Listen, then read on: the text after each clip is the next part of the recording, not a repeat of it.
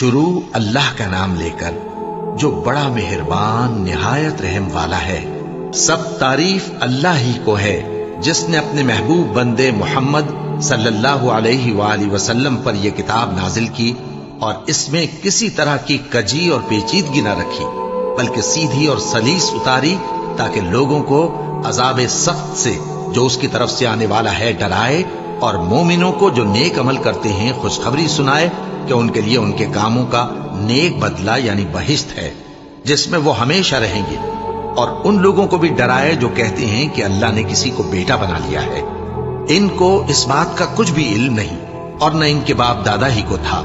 یہ بڑی سخت بات ہے جو ان کے منہ سے نکلتی ہے، اور کچھ شک نہیں کہ یہ جو کچھ کہتے ہیں محض جھوٹ ہے۔ اے پیغمبر، اگر یہ اس کلام پر ایمان نہ لائیں تو شاید تم ان کے پیچھے رنج کر کر کے اپنے تئیں ہلاک کر دو گے۔ جو چیز زمین پر ہے ہم نے اس کو زمین کے لیے زینت بنایا ہے تاکہ لوگوں کی آزمائش کریں کہ ان میں کون اچھے عمل کرنے والا ہے، اور جو چیز زمین پر ہے ہم اس کو نابود کر کے بنجر میدان کر دیں گے۔ کیا تم خیال کرتے ہو کہ غار اور لوح والے ہماری نشانیوں میں سے عجیب تھے؟ جب وہ نوجوان غار میں جا رہے تو کہنے لگے کہ اے ہمارے پروردگار، ہم پر اپنے ہاں سے رحمت نازل فرما اور ہمارے کام میں درستی کے سامان مہیا کر۔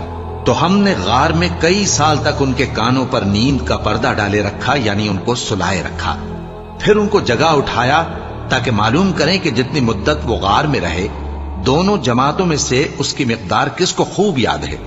ہم ان کے حالات تم سے صحیح صحیح بیان کرتے ہیں۔ وہ کئی نوجوان تھے جو اپنے پروردگار پر ایمان لائے تھے، اور ہم نے ان کو اور زیادہ ہدایت دی تھی، اور ان کے دلوں کو مربوط یعنی مضبوط کر دیا۔ جب وہ اٹھ کھڑے ہوئے تو کہنے لگے کہ ہمارا پروردگار آسمانوں اور زمین کا مالک ہے، ہم اس کے سوا کسی کو معبود سمجھ کر نہ پکاریں گے۔ اگر ایسا کیا تو اس وقت ہم نے بے عقلی کی بات کی۔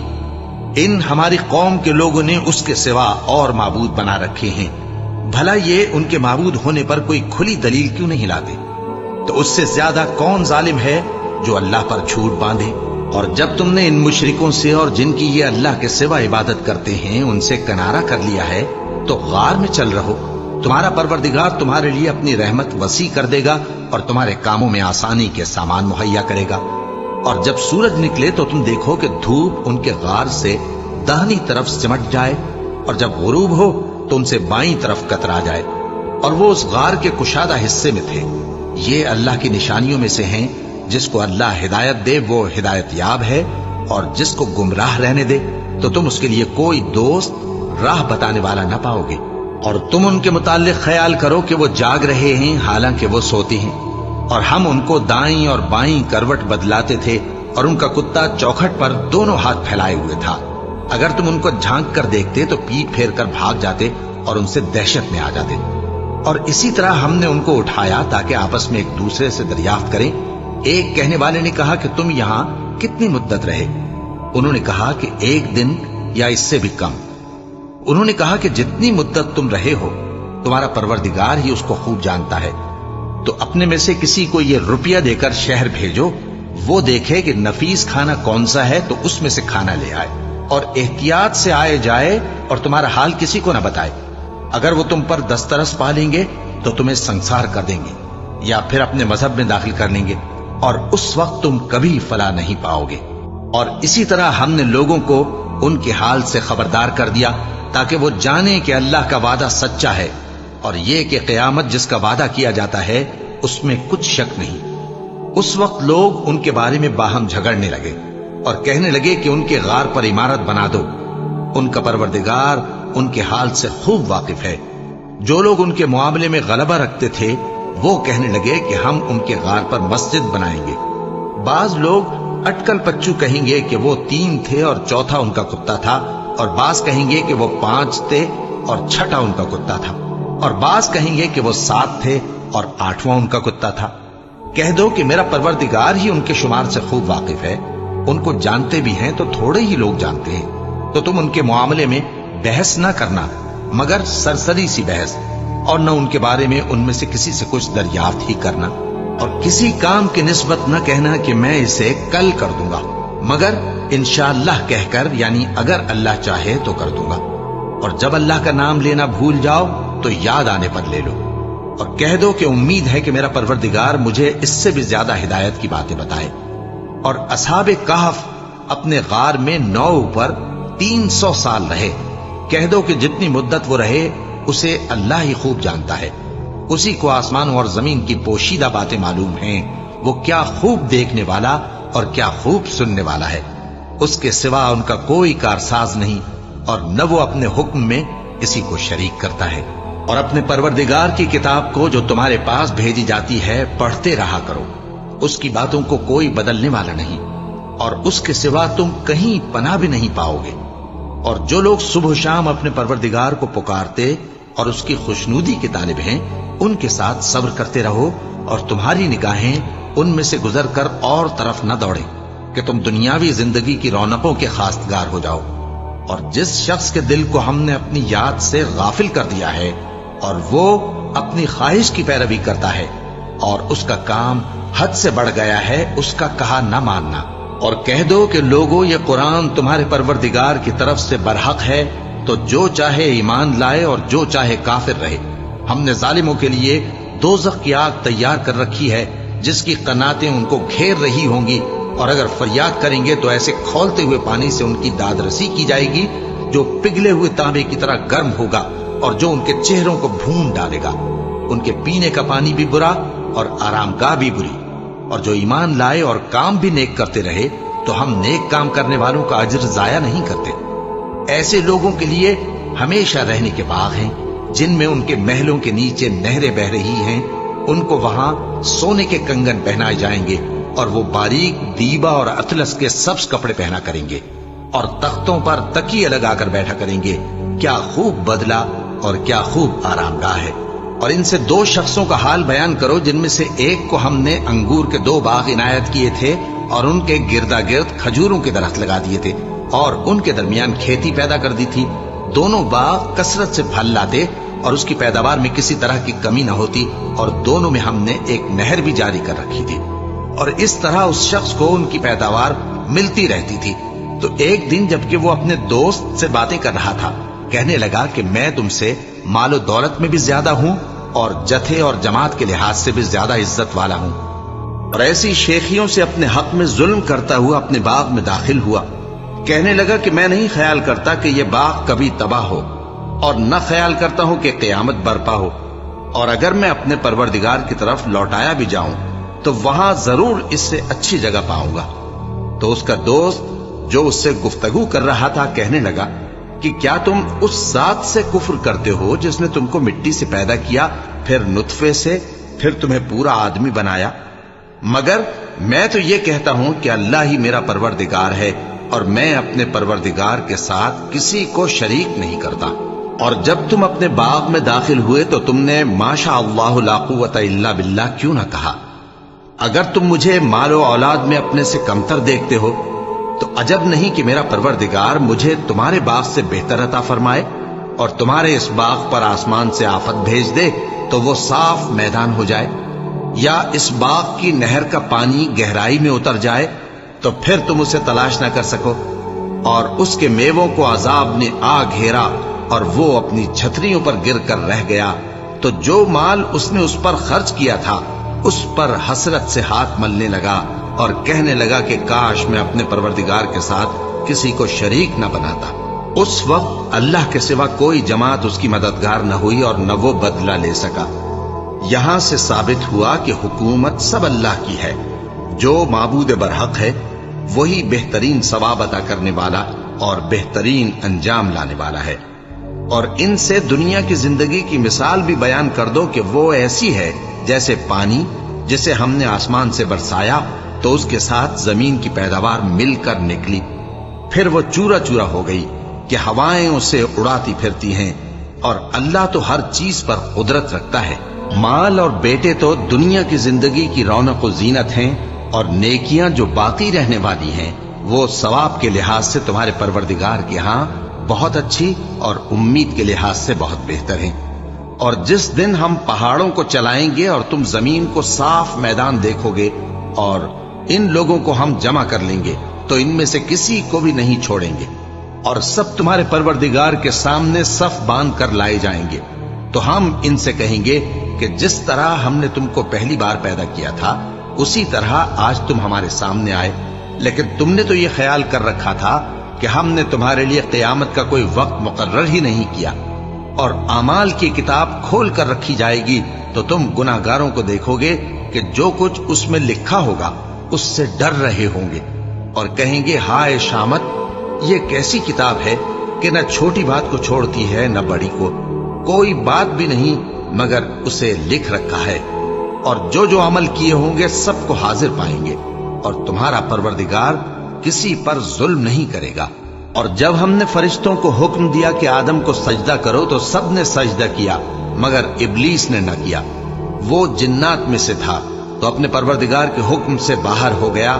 کیا تم اس کو اور اس کی اولاد کو میرے سوا دوست بناتے ہو، حالانکہ وہ تمہارے دشمن ہیں، اور شیطان کی دوستی ظالموں کے لیے اللہ کی دوستی کا برا بدل ہے۔ میں نے ان کو نہ تو آسمانوں اور زمین کے پیدا کرنے کے وقت بلایا تھا اور نہ خود ان کے پیدا کرنے کے وقت، اور میں ایسا نہ تھا کہ گمراہ کرنے والوں کو مددگار بناتا۔ اور جس دن اللہ فرمائے گا کہ اب میرے شریکوں کو جن کی نسبت تم معبود ہونے کا گمان رکھتے تھے بلاؤ، تو وہ ان کو بلائیں گے مگر وہ ان کو کچھ جواب نہ دیں گے، اور ہم ان کے درمیان ہلاکت کی ایک جگہ بنا دیں گے، اور گناہگار لوگ دوزخ کو دیکھیں گے تو یقین کر لیں گے کہ وہ اس میں پڑنے والے ہیں، اور اس سے بچنے کا کوئی راستہ نہ پائیں گے۔ اور ہم نے اس قرآن میں لوگوں کے سمجھانے کے لیے طرح طرح کی مثالیں بیان فرمائی ہیں، لیکن انسان سب چیزوں سے بڑھ کر جھگڑالو ہے۔ اور لوگوں کے پاس جب ہدایت آ گئی تو ان کو کس چیز نے منع کیا کہ ایمان لائیں اور اپنے پروردگار سے بخشش مانگیں، بجز اس کے کہ اس بات کے منتظر ہوں کہ انہیں بھی پہلوں کا سا معاملہ پیش آئے یا ان پر عذاب سامنے سے آ جائے۔ اور ہم جو پیغمبروں کو بھیجا کرتے ہیں تو صرف اس لیے کہ لوگوں کو اللہ کی نعمتوں کی خوشخبریاں سنائیں اور عذاب سے ڈرائیں۔ اور جو کافر ہیں وہ باطل کی مدد سے جھگڑا کرتے ہیں تاکہ اس سے حق کو پھسلا دیں، اور انہوں نے ہماری آیتوں کو اور جس چیز سے ان کو ڈرایا جاتا ہے اسے ہنسی بنا لیا ہے۔ اور اس سے بڑھ کر ظالم کون، جس کو اس کے پروردگار کی آیات کے ذریعے سمجھایا گیا تو اس نے ان سے منہ پھیر لیا، اور جو اعمال وہ آگے کر چکا اس کو بھول گیا۔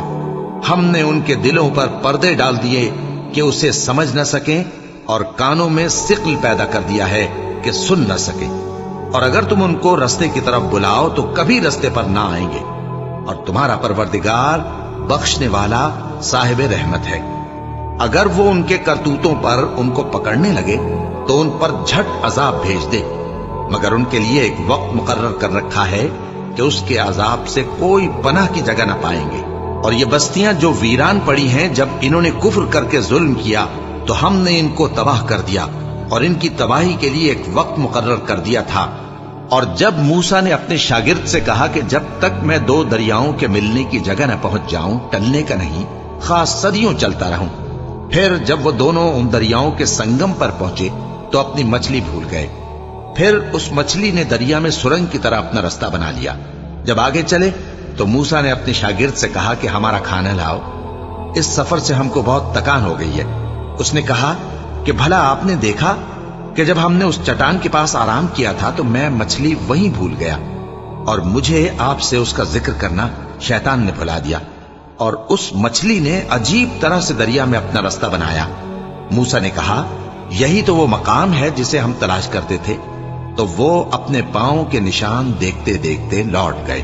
وہاں انہوں نے ہمارے بندوں میں سے ایک بندہ دیکھا جس کو ہم نے اپنے ہاتھ سے رحمت خاص سے نوازا تھا اور اپنے پاس سے ایک خاص علم بخشا تھا۔ موسیٰ نے ان سے جن کا نام خضر تھا کہا کہ جو علم اللہ کی طرف سے آپ کو سکھایا گیا ہے، اگر آپ اس میں سے مجھے کچھ بھلائی کی باتیں سکھائیں تو میں آپ کے ساتھ رہوں۔ خضر نے کہا کہ تم میرے ساتھ رہ کر صبر نہیں کر سکو گے، اور جس بات کی تمہیں خبر ہی نہیں اس پر صبر کر بھی کیسے سکتے ہو؟ موسیٰ نے کہا اللہ نے چاہا تو آپ مجھے صابر پائیے گا، اور میں آپ کے ارشاد کے خلاف نہیں کروں گا۔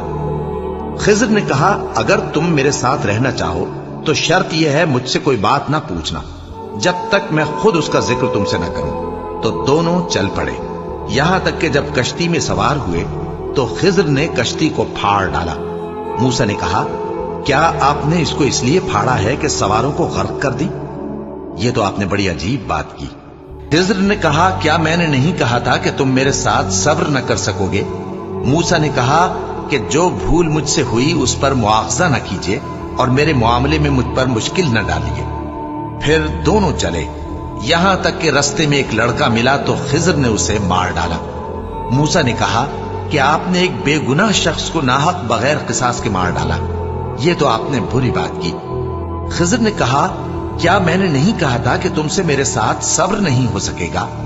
انہوں نے کہا کہ اگر میں اس کے بعد پھر کوئی بات پوچھوں یعنی اعتراض کروں تو مجھے اپنے ساتھ نہ رکھیے گا کہ آپ میری طرف سے عذر کے قبول کرنے میں حد کو پہنچ گئے ہیں۔